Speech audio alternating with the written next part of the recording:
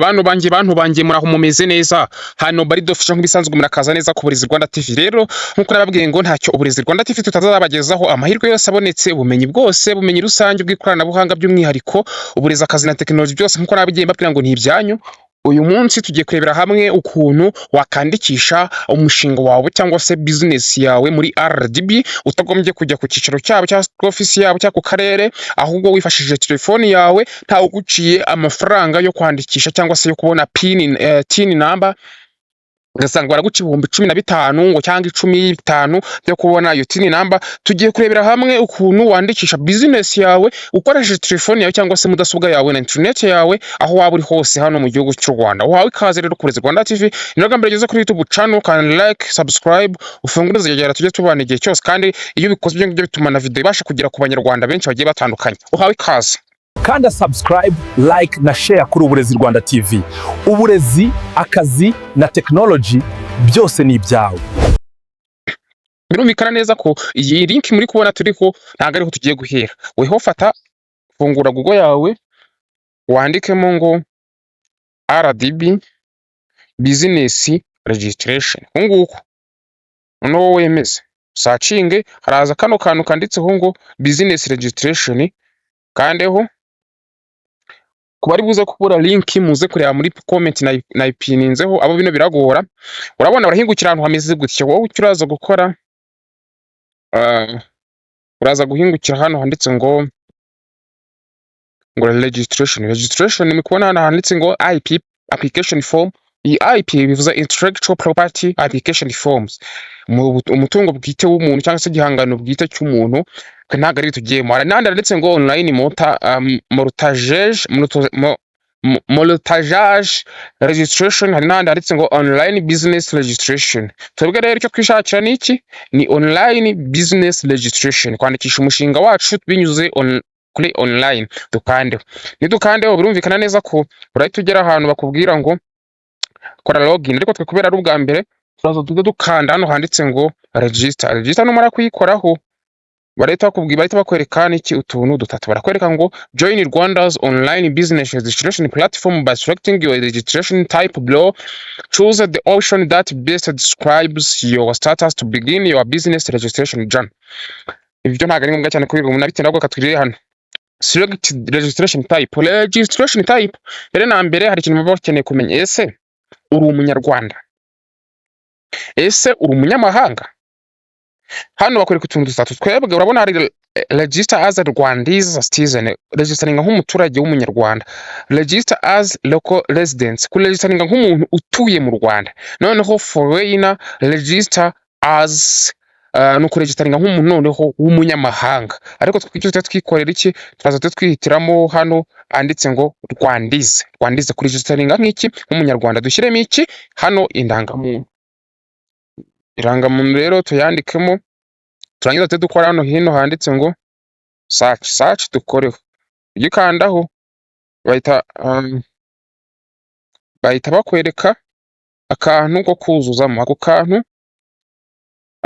ku mpamvu z'umutekano bwa ngo verify your identity to protect your privacy, confirm your date of birth as it appear on your national ID. Mvuga ngo hano ushyiramo n'ubundi itariki wavukiyeho iri kwirangamuntu, kugira ngo abarebe niba koko bihuta bugiye gukoresha ibyangombwa by'abandi, ugiye kwandikisha ibintu by'abandi.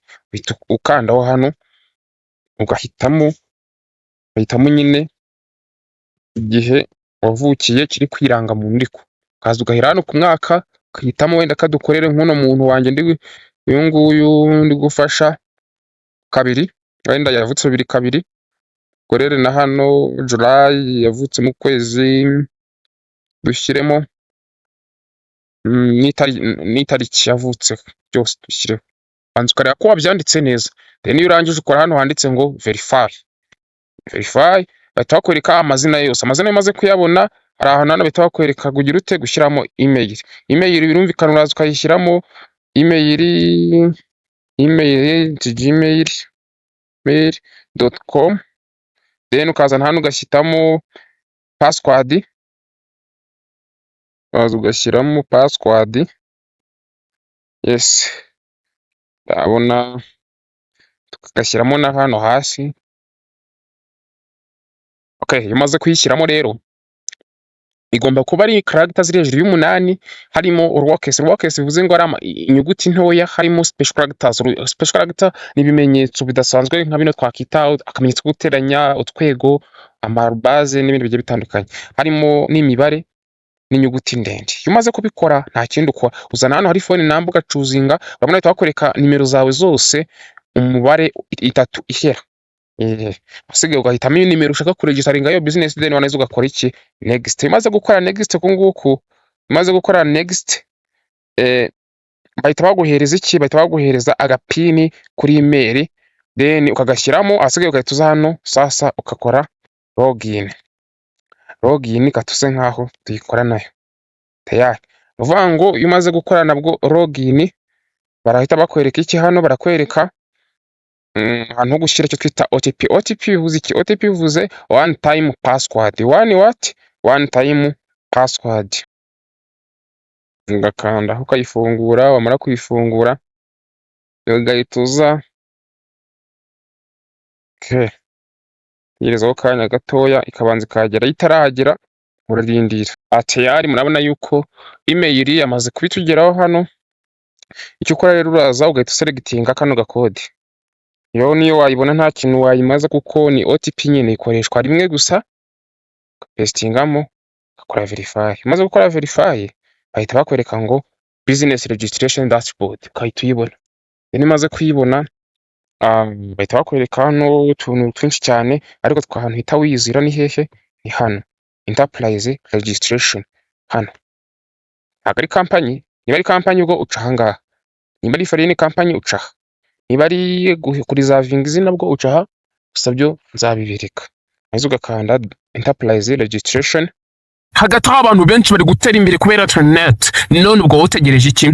Ku Burezi Rwanda TV tugufasha kwiga mudasobwa n'ikoranabuhanga rigezweho, gukora website yawe wakoresha mu kazi kawe, gufungura YouTube channel, TikTok bihemba n'izindi mbuga nkoranyambaga, gusaba kwiga kuri buruse muri za kaminuza hano mu Rwanda, kwiga ku mutekano w'ikoranabuhanga, kumenya no gukoresha AI n'ibikoresho by'ikoranabuhanga. Intego yacu ni imwe, guteza imbere abanyarwanda bose binyuze mu ikoranabuhanga. Tugira tuti uburezi, akazi na technology byose ni ibyawe. Kanda subscribe ku Burezi Rwanda TV, dukurikire ku mbuga zacu zose, dukomeze kuzamura umuryango mugari w'Uburezi Rwanda TV. God bless you. Imana ibarinde.